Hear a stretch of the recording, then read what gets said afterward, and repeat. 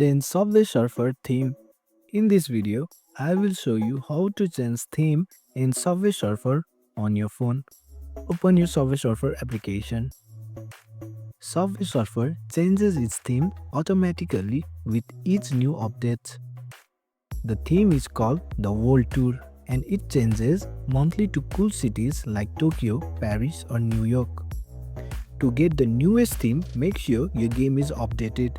You have to go to the App Store, search the Subway Surfer application and tap Update if there is one available. Once updated, launch the game and new theme will automatically load. You will see new colors, backgrounds and even theme-based characters and boards. And that's how you enjoy new themes in Subway Surfer. They update every few weeks, so keep checking back. Thanks for watching. If you found this helpful, give it a thumbs up and consider subscribing for more tutorials. Drop a comment if you have questions or suggestions for future videos. And don't forget to check out our playlist. See you in the next one.